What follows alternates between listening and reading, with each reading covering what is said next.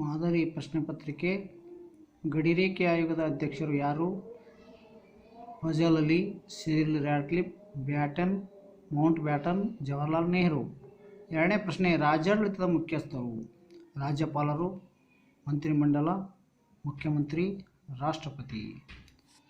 ಮೂರನೇ ಪ್ರಶ್ನೆ, ಭಾರತದ ಚುನಾವಣಾ ಆಯೋಗವು ಏಕಸದಸ್ಯ, ದ್ವಿಸದಸ್ಯ, ತ್ರಿಸದಸ್ಯ, ಬಹುಸದಸ್ಯ.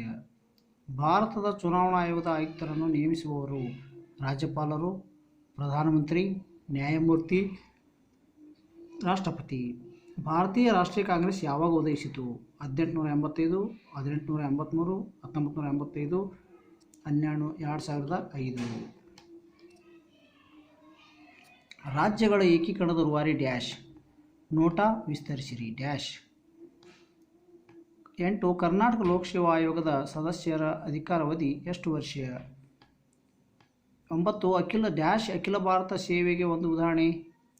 10. ಭಾರತ ಸಂವಿಧಾನ ಯಾವಾಗ ಅಸ್ತಿತ್ವಕ್ಕೆ ಬಂದಿತು? 11. ಭಾರತದಲ್ಲಿನ ಪಕ್ಷ ಪದ್ಧತಿ ಹೆಸರಿಸಿ. ಕೇಂದ್ರ ಲೋಕಸೇವಾ ಆಯೋಗದ ಅಧ್ಯಕ್ಷರ ಅಧಿಕಾರಾವಧಿ ಎಷ್ಟು ವರ್ಷ? ಸರ್ದಾರ್ ವಲ್ಲಭಭಾಯ್ ಪಟೇಲ್ ಪೊಲೀಸ್ ಅಕಾಡೆಮಿ ಎಲ್ಲಿದೆ? ಡಯಾರ್ಕಿ ಎಂದರೇನು? ಪ್ರತ್ಯಕ್ಷ ಚುನಾವಣೆ ಎಂದರೇನು? ಎಪಿಕ್ ವಿಸ್ತರಿಸಿ. ಪಂಜಾಬನ್ನು ಎಷ್ಟು ರಾಜ್ಯಗಳಾಗಿ ವಿಂಗಡಿಸಲಾಯಿತು? ಅವು ಯಾವುವು? ಅಧಿಕಾರ ಶ್ರೇಣಿ ಪದ್ಧತಿ ಎಂದರೇನು?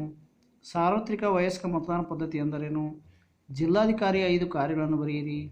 ನಾಗರಿಕ ಸೇವಾ ವರ್ಗದ ಲಕ್ಷಣಗಳನ್ನು ಬರೆಯಿರಿ. 1947ರ ಭಾರತ ಸ್ವಾತಂತ್ರ್ಯ ಕಾಯ್ದೆಯ ಮುಖ್ಯಾಂಶಗಳನ್ನು ವಿವರಿಸಿ. 1935ರ ಭಾರತ ಸರ್ಕಾರ ಕಾಯ್ದೆಯನ್ನು ವಿವರಿಸಿ.